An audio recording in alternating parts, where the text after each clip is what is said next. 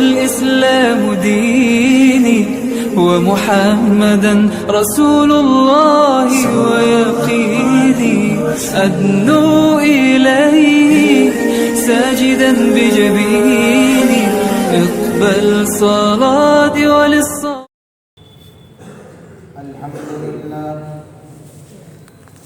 الحمد لله نحمده ونستعينه ونستغفره ونؤمن به ونتوكل عليه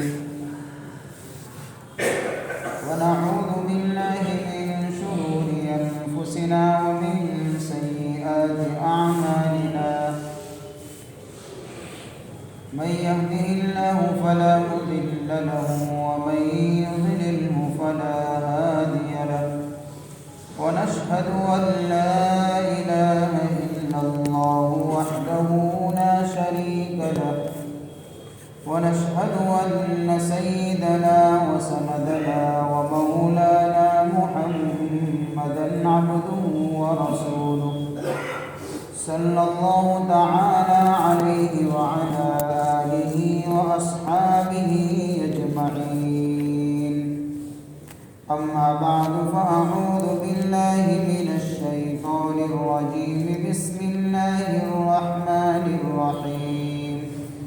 والعاديات ضبحا فالموريات قدحا فالمغيرات صبحا فأثرن به نقعا فوسطن به جمعا إن الإنسان لربه لكنود وإنه على ذلك لشهيد وإنه لحب الخير لشديد أفلا يعلم إذا بعثر ما في القبور وحصل ما في الصدور إن ربهم بهم يومئذ لخبير.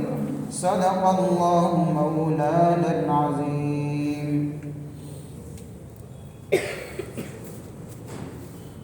محترم دوستوں اور بزرگوں،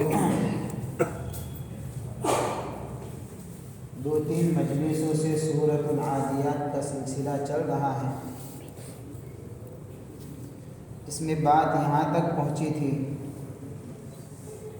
کہ اللہ نے اس سورت کے اندر گھوڑوں کی قسمیں کھانے کے بعد انسان کی 2 کمزوریوں کو بیان کیا ہے. ایک کمزوری تو یہ ہے ان الانسان لربہ لکنود، کہ انسان اپنے رب کا بہت ہی بڑا ناشکرا ہے.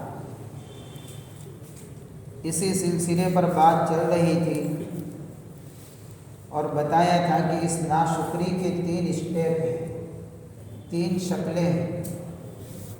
ایک ناشکری تو آدمی اس طریقے سے کرتا ہے کہ نعمت اللہ کی طرف سے ملی ہو اور اس کی نسبت کسی اور کی طرف کر دے، تو یہ بھی ناشکری ہے. دوسری قسم کی ناشکری یہ ہے کہ اللہ نے جو نعمتیں دی ہے ان نعمتوں کو اللہ کی نافرمانی میں استعمال کرنا، یہ ناشکری کا دوسرا اسٹیپ. ناشکری کا تیسرا اسٹیپ یہ ہے کہ نعمتیں اللہ نے دی اس کے بعد اللہ ہی کو بھول جائے، اس کے اندر اتنا ڈوب جائے کہ نعمت دینے والی ذات کو ہی بھلا دے. یہ ناشکری کا تیسرا اسٹیپ ہے اور اس سلسلے میں بات وضاحت کے ساتھ میں نے آپ کے سامنے رکھی تھی. آگے اللہ فرماتے وَإِنَّهُ عَلَى ذَلِكَ لَشَهِيدٌ، بے شک وہ اس پر البتہ گواہ ہے. کس پر گواہ ہے؟ یعنی انسان جو ناشکرا ہے اس کی ناشکری کے اوپر کسی اور سے کہیں اور سے گواہ طلب کرنے کی ضرورت نہیں ہے. وہ خود بتائے گا کہ میں ناشکرا ہوں، اس کا عمل بتائے گا کہ میں ناشکرا ہوں، اس کی زندگی جینے کا ڈھنگ بتائے گا کہ میں ناشکرا ہوں. اس کی ناشکری پر کہیں اور سے گواہ طلب کرنے کی ضرورت نہیں ہے. جب خود کا عمل ہی بتا دے تو پھر ظاہر سی بات ہے یہ اپنے عمل کے اوپر اقراری مجرم ہے. جرم کرنے کے بعد اس جرم کو قبول کر رہا ہے، لہذا کسی اور گواہ کی ضرورت بھی نہیں. چنانچہ ہم دیکھیں گے دنیا کے اندر کہ بہت سارے لوگ ناشکری کے پہلے اسٹیپ میں ہیں کہ نعمتیں اللہ نے دی، لیکن ان نعمتوں کی نسبت کسی اور کی طرف کر کے کہہ رہے کہ روزی دینے والا یہ ہے، اولاد دینے والا یہ ہے، بیماری کو دور کرنے والا یہ ہے، حاجتوں کو پوری کرنے والا یہ ہے، مشکلوں کو حل کرنے والا یہ ہے۔ یہ سارا اس کا عمل ہے جو بتا رہا ہے۔ تو بہت سارے لوگ ایسے ہیں جو ناشکری کے پہلے اسٹیپ میں ہے اور وہ اپنے عمل سے اس بات کو ثابت بھی کرتے ہیں، اور بہت سارے لوگ ایسے ہیں جو ناشکری کے دوسرے اسٹیپ میں ہے، وہ خود بھی اپنے عمل سے ثابت کرتے ہیں کہ نعمتیں اللہ نے دی، لیکن ان نعمتوں کا استعمال برسر عام اللہ کی نافرمانی میں کر رہے ہیں۔ مال اللہ نے دیا، اس مال کو ناجائز جگہوں کے اوپر لگا رہے ہیں۔ عہدے اللہ نے دیے، ان عہدوں کا غلط استعمال کر رہے ہیں۔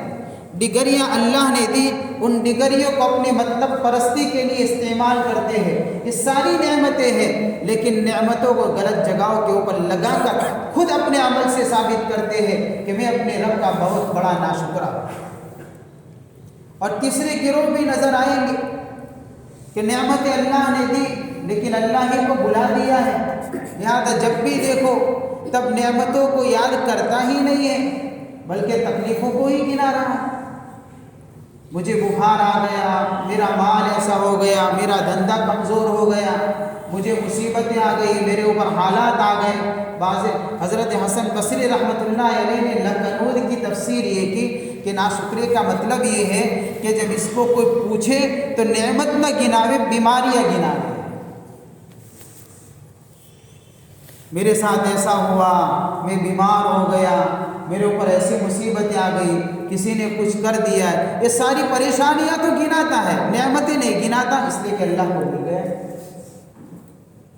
اس لیے خود اس کا عمل وَإِنَّهُ عَلَى ذَلِكَ لَشَهِيدٌ، اللہ فرماتے ہیں اپنے ناشکرے ہونے پر خود گواہ ہے۔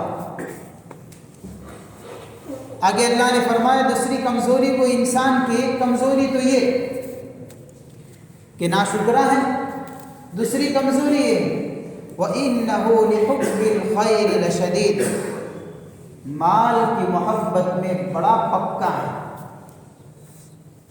مال کی بات آئے گی تو محبت تو اتنی جی بھر کر کرے گا کہ قرآن نے دوسری جگہ پر کہہ دیا وَتُحِبُّونَ الْمَالَ حُبًّا جَمًّا، مال سے محبت کرتا ہے، جی بھر کر محبت کرتا ہے، دل لگا کر محبت کرتا ہے۔ تو ایسا مال کی محبت میں یعنی کہ آگے بڑھا ہوا ہے۔ وَإِنَّهُ لِحُبِّ الْخَيْرِ،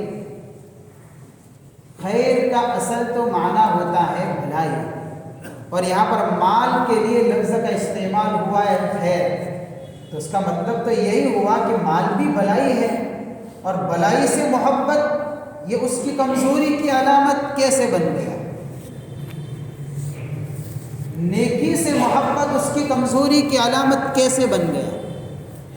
اللہ نے کہہ دیا کہ خیر کی محبت یعنی مال کی محبت میں بڑا سخت ہے۔ تو واقعہ یہ ہے مال حقیقت میں خیر ہے، وہ بھلائی ہے۔ کب بھلائی ہے، کب خیر ہے، کب اچھی چیز ہے؟ جب اس کو شریعت کے حدود میں رہتے ہوئے لیا جائے اور شریعت کے حدود کو دیکھتے ہوئے دیا جائے، کیونکہ مال کہ ایک آنے کا راستہ ہے، ایک جانے کا راستہ ہے، تو اس کا آنے کا راستہ بھی شریعت کے مطابق ہو، اس کا جانے کا راستہ بھی شریعت کے مطابق ہو، تو یہ مال اس کے لیے خیر ہے۔ اور اسی ایسے ہی آدمی کے لیے حضور پاک صلی اللہ علیہ وسلم نے ارشاد فرمایا نعم المال الصالح، کہ پاکیزہ اور حلال اور بہترین مال بہت اچھی چیز ہے۔ کس کے لیے؟ جو آدمی خود بھی نیک ہے، تو نیک آدمی کے لیے اس کا پاکیزہ مال اچھی چیز ہے، اس کی تعریف فرمائیے آپ۔ ایک دوسری روایت میں آیا، لمبی روایت ہے، اس لمبی روایت کے اخیر کے اندر حضور پاک صلی اللہ علیہ وسلم نے یہ جملہ ارشاد فرمایا نعم صاحب المسلم، کہ بہترین شخص وہ ہے، یعنی مالدار بھی، اور مسلمان بھی ہو، کیسا مالدار ہو کہ جب مال اس کے پاس آئے تو پھر وہ مسکینوں کو دیتا ہے، غریبوں کو دیتا ہے، بے سہاروں کی مدد کرتا ہے، مسافروں کی مدد کرتا ہے۔ تو ایسے آدمی کو حضور پاک صلی اللہ علیہ وسلم نے کیا فرمایا؟ بہترین شخص ہے جو مسلمان بھی ہے اور مالدار بھی ہے۔ تو مال خیر ہے، کیونکہ مال انسان کا خادم ہے، انسان مال کے لیے مخدوم ہے۔ خادم کہتے خدمت کرنے والے کو، یعنی مال کے ذریعے سے انسان خدمت لیتا ہے، جو صحیح خدمت لیتا ہے۔ اپنی ضروریات میں استعمال مال نہ ہو تو آدمی کے کتنے مسائل مشکل ہو جائیں گے نا بھائی، زندگی جینا اس کے لیے مشکل ہو جائے گا۔ اپنی ضرورت کہاں سے پوری کرے گا؟ اپنے گھر والوں پر کہاں سے خرچ کرے گا؟ اپنے بیوی بچوں پر کہاں سے خرچ کرے گا؟ اور دوسری مشکلیں جو آئے گی تو بغیر مال کے کس طریقے سے اس کو دفع کرے گا؟ تو مال سے تو خدمت دے کر ساری ضروریات پوری کی جاتی ہے۔ تو مال تو خدمت کرنے والا ہے، انسان کی ضرورت میں کام آنے والا ہے۔ لیکن اگر الٹا ہو جائے کہ خدمت آدمی کرنے لگے، یعنی ہم خدمت کرنے لگے کس کی؟ کہ مال کی، اسی کو کہتے ہیں محبت، اسی کو کہتے ہیں مال کی محبت۔ اس آیت کے اندر جو بات بیان کی گئی ہے وہ یہ نہیں کہا کہ وَإِنَّهُ لِحُبِّ الْخَيْرِ کہا ہے، یہ نہیں کہا وَإِنَّهُ لِلْخَيْرِ لَشَدِيدٌ کہ وہ مال کے لیے یعنی مال بڑا سخت ہے، بلکہ کیا کہا؟ مال کی محبت بڑی سخت چیز ہے جو اس کے اندر لگا ہوا ہے۔ اصل جو برائی ہے وہ مال میں نہیں ہے، مال کی محبت میں ہے۔ یعنی خدمت تو مال کرنے والا ہے اور اپنی ضرورت انسان اس کے ذریعے سے پوری کرے، لیکن اگر معاملہ پلٹ جائے کہ وہ خود خادم بن جائے اور مال اس کا مخدوم بن جائے اور وہ مال کے لیے کھڑا ہو جائے تو یہ محبت ہے جو اس کے اوپر آثار نظر آ رہے ہیں، اور یہ بری چیز ہے۔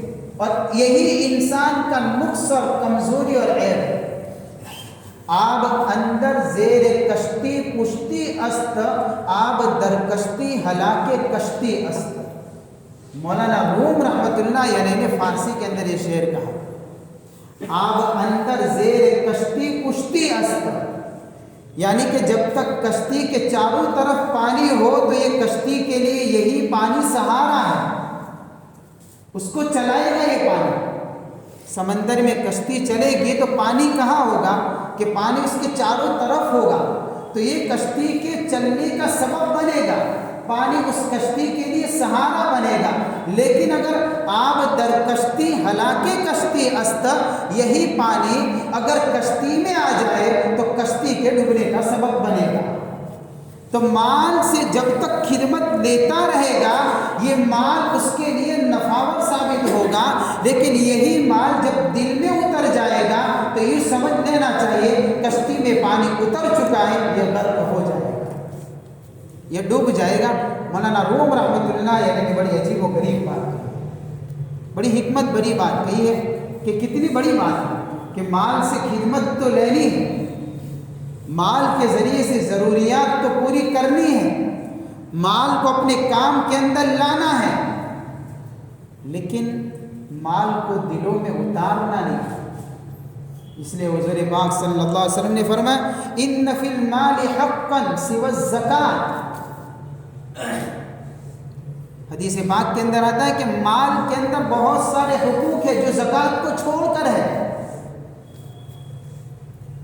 زکوٰۃ کو چھوڑ کر دوسرے حقوق ہیں جو مال میں لگے ہوئے ہیں۔ ہماری محبت مال سے ایسی ہو گئی کہ ہم تو زکوٰۃ کا حساب بھی ہمارا کمزور پڑ گیا ہے، جو 2.5% تھا وہ بھی پورا حساب نہیں نکل رہا، وہ بھی پوری زکوٰۃ نہیں نکل رہی۔ اور حدیث کے اس جملے سے تو کیا پتہ چلتا ہے کہ زکوٰۃ تو فریضہ ہے، وہ 2.5% تو بغیر کچھ کہے نکالت دینا ہے، اس کے ساتھ دوسرے حقوق کیا ہے؟ مدارس کے اندر للہ رقم لگانا، مساجد میں للہ رقم لگانا، غریبوں کی مدد کرنا، گھر والوں پر خرچ کرنا، کرنا، بیواؤں کے لیے سہارا بننا، بے سہاروں کے لیے کام آنا، بیماروں کی مدد کرنا، ان کا علاج کروانا، یہ سارے حقوق ہیں جو مال میں لگے ہوئے ہیں۔ لیکن ہمارا مسئلہ کیا؟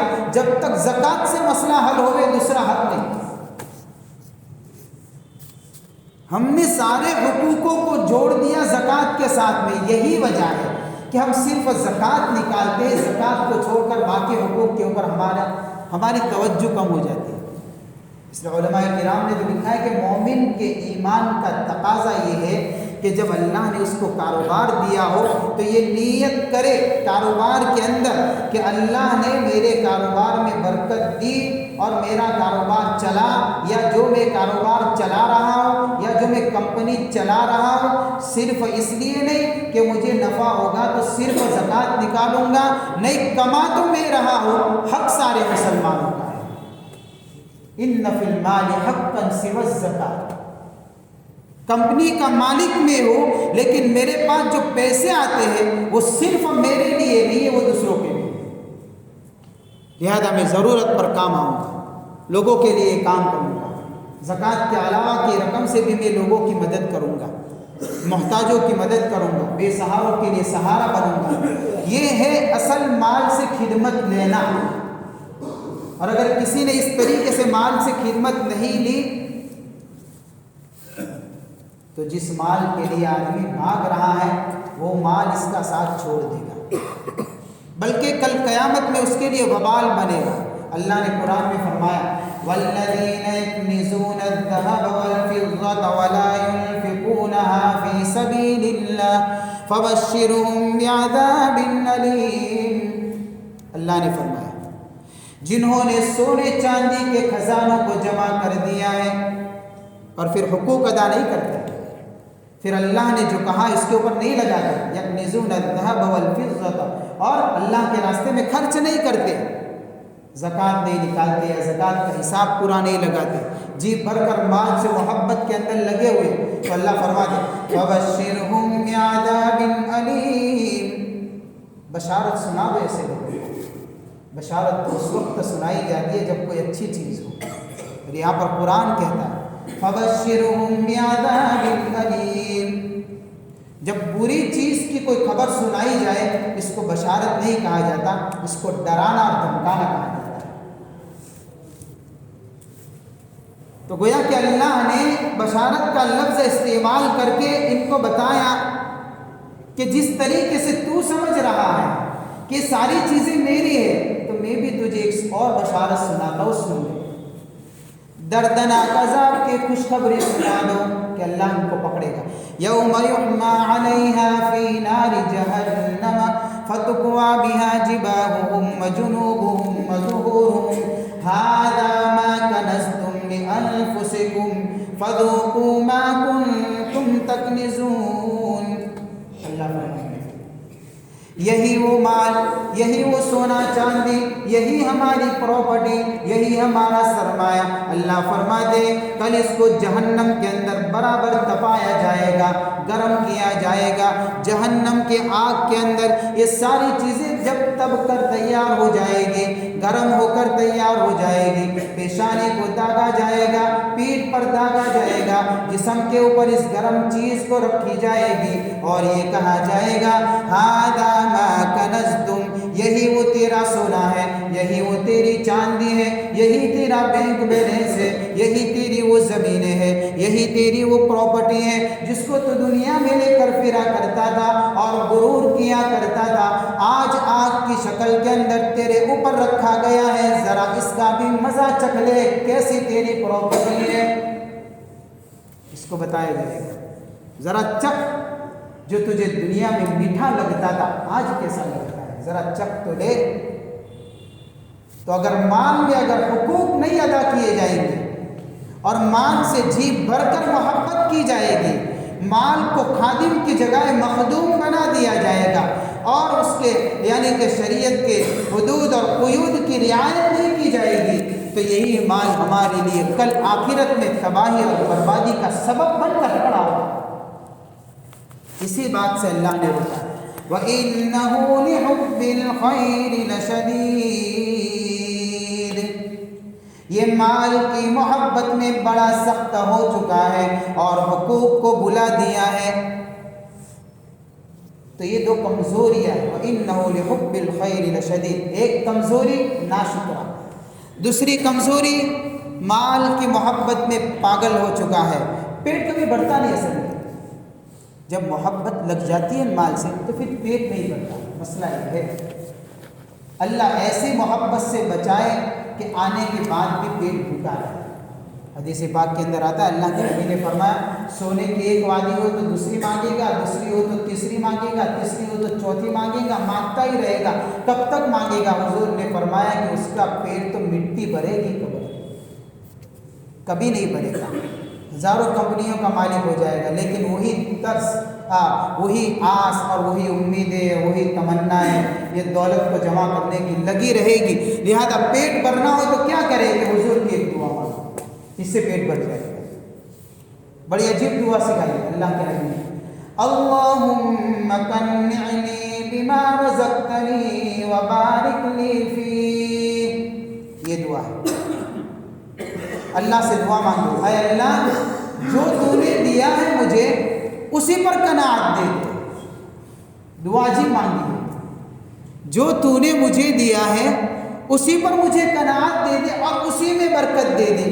یہ نہیں کہا اے اللہ جو تو نے مجھے دیا ہے اس سے زیادہ دے دے، وبارک لی فی کہا ہے، اللہ اس میں برکت دے یہ کہا ہے، یہ نہیں کہا اس میں بڑھوتری کر دے۔ برکت الگ چیز ہے، کثرت الگ چیز ہے۔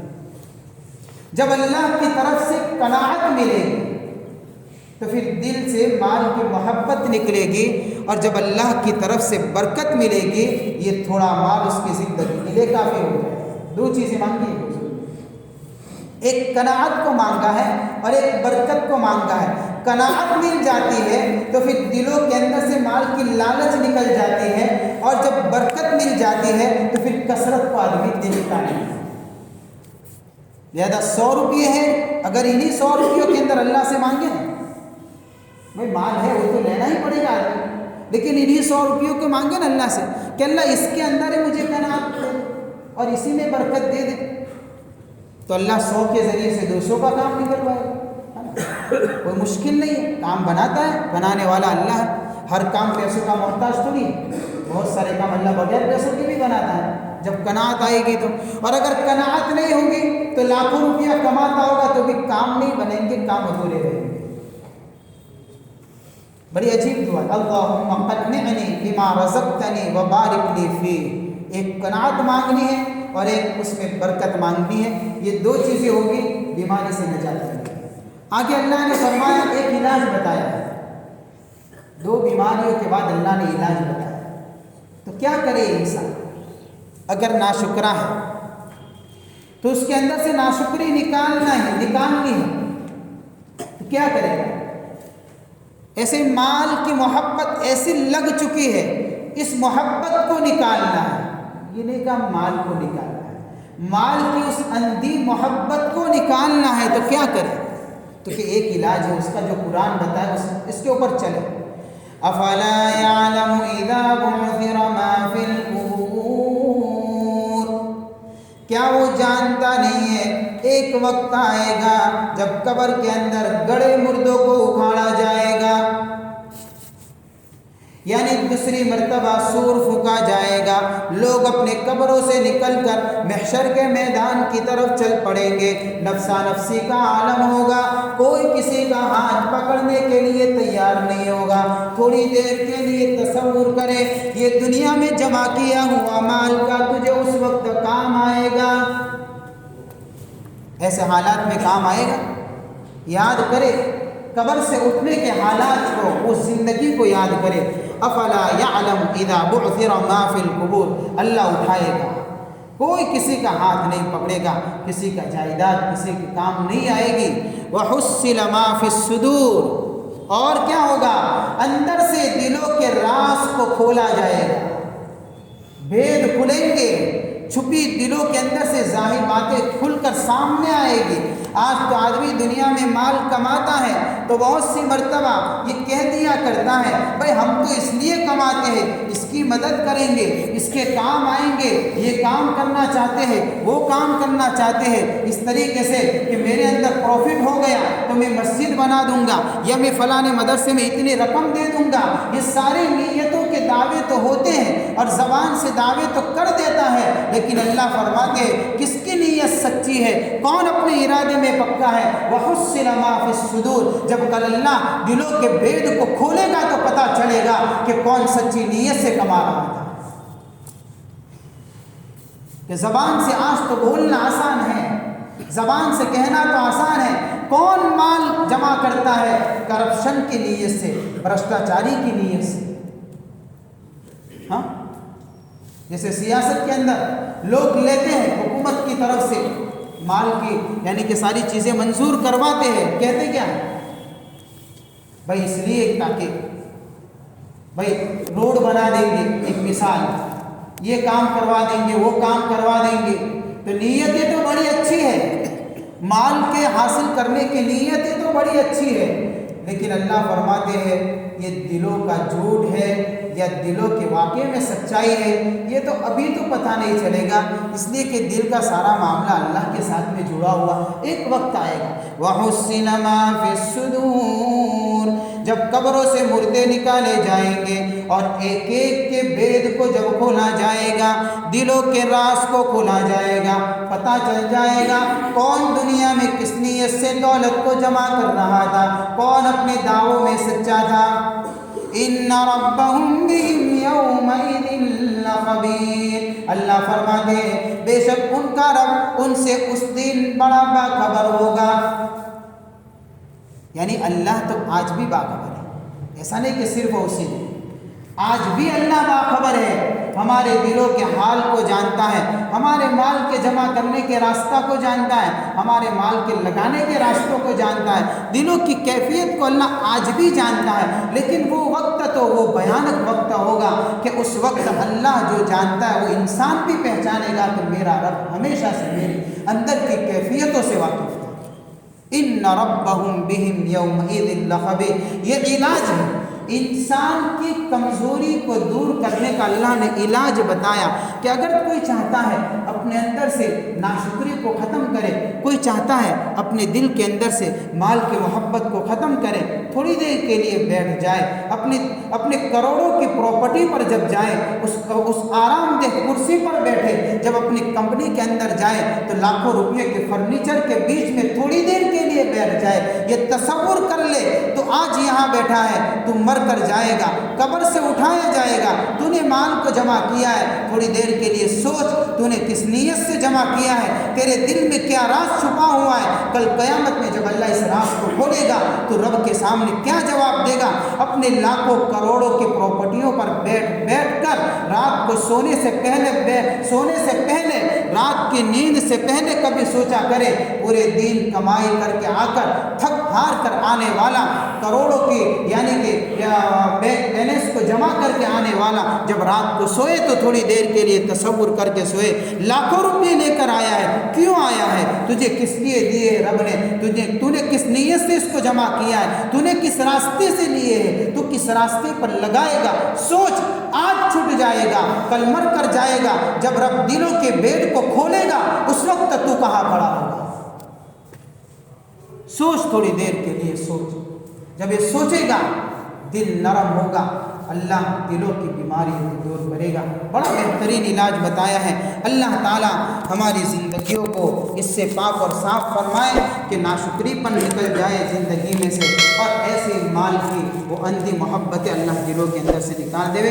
اللہ عمل کی توفیق عطا فرمائے۔